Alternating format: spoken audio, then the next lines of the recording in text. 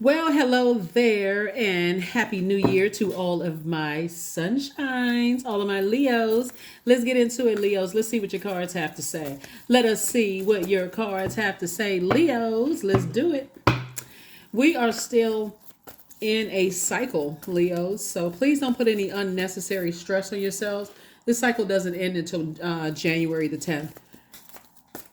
2024. You know that you've landed on the bright side of the moon in Virgo. The moon is currently in Virgo. If you're feeling more intellectual, meticulous, industrious, steadfast, and also responsible.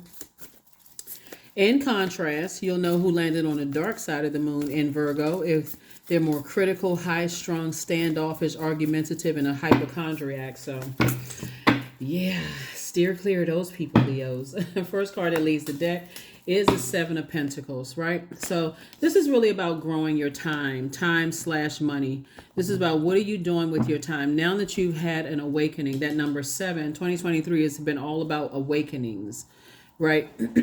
Introspective mode, and also lightning insight. So Source made a lot of things make sense in 2023 about how we invest our time, how we waste it, how we circulate time slash money, how we invest it, and so Source is now you are starting to now plant seeds and saying, okay, I'm going to make sure that 2024 is going to be an amazing year for me.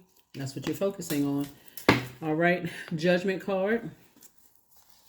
We also have the three of cups, the Knight of Cups, the Six of Cups, and make sure we have everything. All right, so here we have the Three of Cups. Something is definitely behind you. We also have the Knight of Cups, right? We have the Six of Cups, and then we also have the Seven of Wands, right? So the Judgment card really is about breaking generational cycles, chains, and curses, right? You're going through. This is attached to Pluto, by the way. Pluto is a death rebirth planet, but it's also the planet of metamorphosis. So somebody's definitely gone through a rebirth and decided, hey, I got 24 hours in a day, just like everybody else does. How am I going to circulate that time? Whatever I send out to the universe, I want that to come back to me.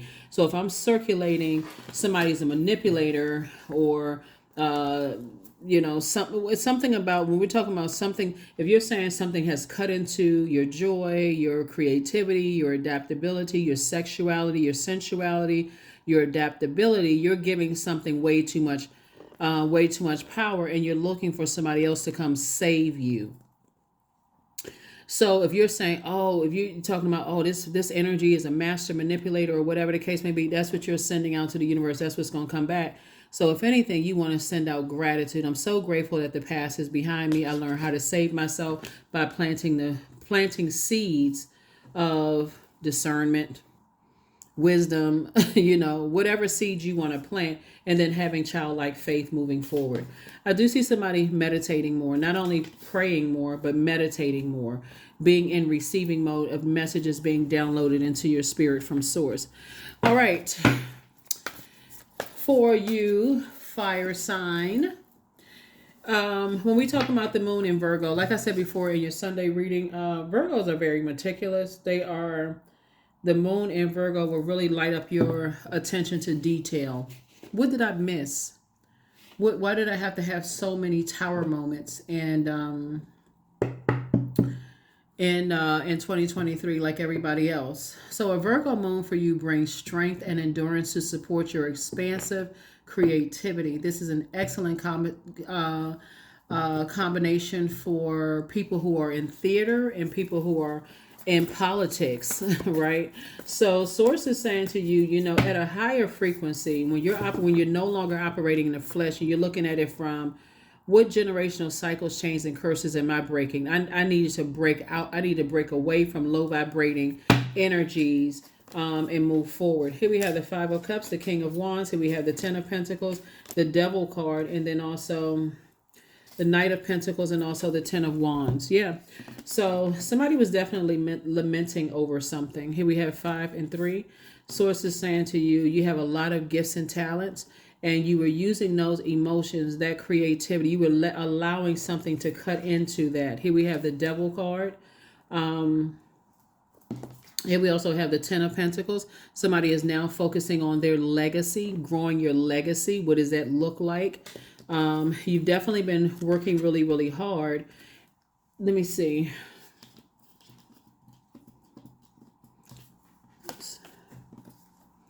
So it comes back to 7. It comes back to 7. When you think about having this awakening and you're moving on from, we have the Knight of Pentacles. So 10 minus 10 minus 1 obviously is 9. So somebody is definitely focusing on financial independence. You know, that's where your mind is, especially if you feel like, okay, people have harshly judged me. I'm focusing on financial independence. So I'm not dependent on someone else's, and I'm talking to men and women, Leos. I'm not dependent on someone else's harsh judgment of me, where I feel, like I said, you're not interested in codependent relationships. That's long and short of it. I see you being booked and busy and not burdened at all. And I see you have a whole lot of ideas. So just keep in mind with King of Wands, there's somebody or somebodies who are operating from a lower frequency are watching, right? Just be consistent. Just be consistent. People watch people all the time, especially if they feel like, okay, you've gotten away, or they feel like you know, let's say, because I'm looking at the ten of Pentacles here. Let's say it was an ex that feel like, okay, they didn't get a chance to wrap up their time with you. They didn't feel like they got enough answers, and they feel like some answers. They're definitely watching you like a hawk, or whoever you could currently be with. They watching you all like a hawk. You know, in other words, they wasting their time. So you're not going to waste yours. 17, I am independent. So and that's what I mean, like dependent relationships. You no longer want to be attached to their codependent. You don't want to be codependent on there. Like, I feel like I got to save certain energies.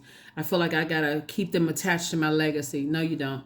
Here we have the number 17. The quality of work that you can produce when you're going at it alone is almost unbelievable, Leos.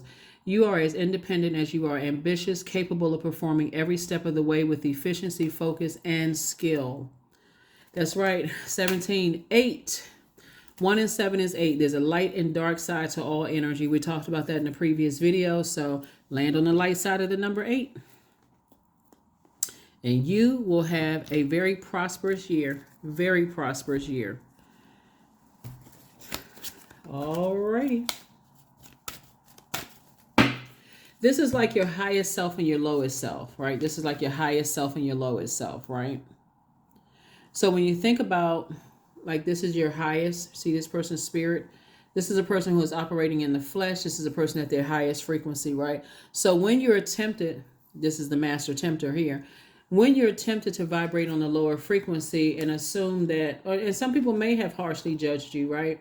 But they're not your God. That should break that right there. That's not my God. I'm not, you know, I need to get away from that type of energy so I can focus. I can focus. Somebody is definitely highly creative. I attract success by being my authentic self. That's it. That is what I have for you all, Leos. Again, Happy New Year to each and every one of you all. I'm wishing everybody a very prosperous and abundant New Year. I will see you all on Wednesday. Be safe.